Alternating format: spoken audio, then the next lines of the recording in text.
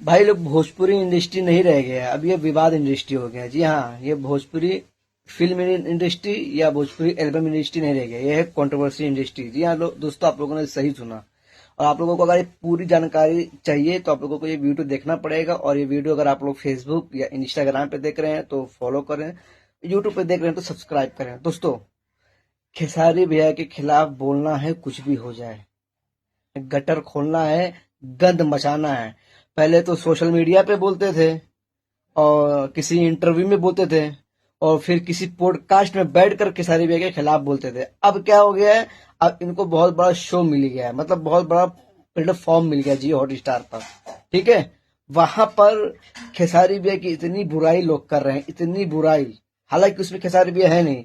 आप लोगों को याद होगा कि पिछले कुछ दिनों पहले एक शो आया था द 50, जिसमें एलविश यादव की बुराई किया जा रहा था, मतलब एलविश यादव का नाम लिया जा रहा था। वो बंदा उसमें था भी नहीं, फिर भी उसका नाम लेकर टीआरपी लिया जा रहा था। ठीक उसी तरह इस शो जो भोजपुरी बवाल शो जो हॉट स्टार जियो हॉट स्टार पे आ रहा है, उसमें खेसारी भैया नहीं है। फिर भी दो अभिनेत्री जो हैं वो खेसारी भैया के खिलाफ इतना जहर उगल रही हैं, इतना जहर उगल रही हैं कि हद हो गया। ठीक है, और अभी इसी पर खेसारी भैया के आर्मी या खेसारी भैया का फैन इनको कुछ बोल दे, इनको ट्रो करने लगे, तो ये लोग जाकर एफआईआर करने लगती हैं।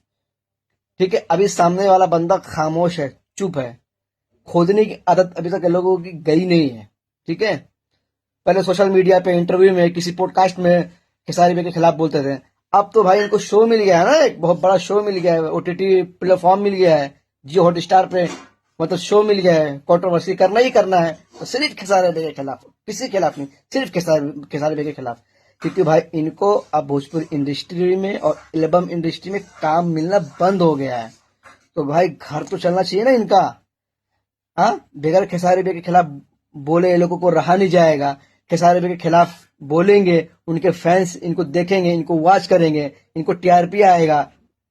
ठीक है, भाई घटियापन की भी एक हद होती है। ठीक है, अगला आपको कुछ नहीं बोल रहा है, कुछ भी नहीं बोल रहा है, मतलब आप उंगली किए जा रहे हो, उंगली किए जा रहे हो।